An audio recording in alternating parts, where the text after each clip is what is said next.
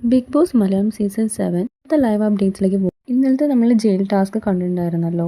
ജയിലിൽ കിടക്കുന്ന ജെയ്സിലും ഒനിയലിൻ്റെ അവസ്ഥ നമുക്ക് സങ്കടം തോന്നുന്നുണ്ട്. പക്ഷെ എന്ത് ചെയ്യാൻ, ജെയ്സൽ എന്ന് പറയുന്നുണ്ട് ഇത് ഭയങ്കര ടോർച്ചറിങ് ആണ്, ഇതുവരെ ഒരു ബിഗ് ബോസിൽ ഇങ്ങനെ ഒരു സംഭവം ഞാൻ കണ്ടിട്ടില്ല എന്നൊക്കെ പറയുന്നുണ്ട്. നമ്മൾ ലൈവിൽ കാണുന്നത് അനീഷ് അവിടെ അവരെ ഹെൽപ്പ് ചെയ്യാൻ വേണ്ടിയിട്ട് അവിടെ എണ്ണുന്നുണ്ടായിരുന്നു. അപ്പോൾ ആ ടൈമിൽ ഒനിയിൽ ഉറങ്ങാൻ തോന്നുന്നുണ്ട്. അപ്പോൾ ജിസൽ തട്ടും അനീഷ് എണ്ണിക്കൊണ്ടിരിക്കുന്നത് നമുക്ക് ലൈവിൽ കാണാൻ സാധിച്ചിട്ടുണ്ടായിരുന്നു.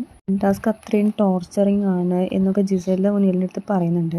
ജിസേൽ പറയുന്നുണ്ട്, എന്തിനാണ് ഇങ്ങനെ നമ്മളോട് എല്ലാവർക്കും ഇതേപോലെ കൊടുക്കണം, ഈ ഒരു ജയിൽ ശിക്ഷ ബിഗ് ബോസിൻ്റെ ഭാഗത്ത് നിന്ന് കുറച്ച് കൂടിപ്പോയോ എന്ന് എനിക്കൊരു ഡൗട്ടുണ്ട്. എന്നാൽ അവരത് അർഹിക്കുന്നുണ്ട്.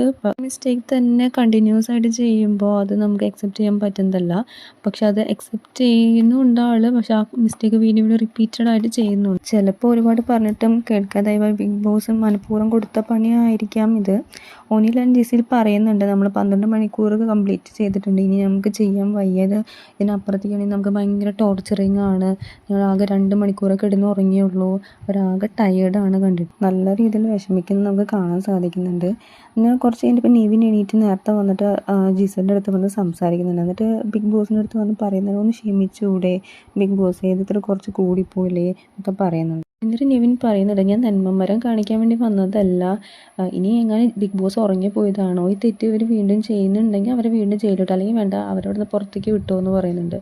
നിവിൻ ഒരു സീരിയസ് ഇഷ്യൂ പിന്നെ ഇവിടെ ചൂണ്ടിക്കാണിക്കുന്നതെന്ന് വെച്ചാൽ ക്യാപ്റ്റൻ കീ അവിടെ മറന്നു വെച്ചു. ക്യാപ്റ്റൻ്റെ ഉത്തരവാദിത്തമില്ലായ്മ അവിടെ നെവിൻ കറക്റ്റായിട്ട് ചൂണ്ടിക്കാണിക്കുന്നുണ്ട്.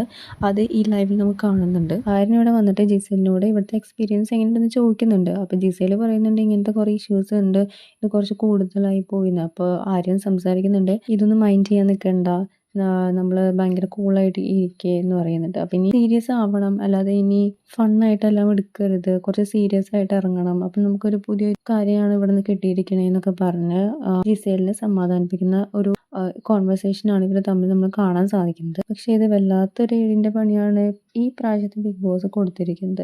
ഇത്ര നമ്മൾ എക്സ്പെക്ട് ചെയ്തിട്ടില്ല. കാരണം സാധാരണ ജയിൽ ടാസ്കൊക്കെ നമ്മൾ സിമ്പിൾസ് ആയിട്ടുള്ള കാര്യങ്ങളാണ് നമ്മൾ കണ്ടിട്ടുള്ളൂ, അത്രയും ഈസി ആയിട്ടുള്ള കാര്യങ്ങളാണ് നമ്മൾ ഇത്ര നാൾ കണ്ടിട്ടുണ്ട്. പക്ഷേ ഇത് കുറച്ച് കൂടിപ്പോയിട്ടുണ്ട്. എന്തായാലും കൂടുതൽ അപ്ഡേറ്റ്സിനായിട്ട് വെയിറ്റ് ചെയ്യുക.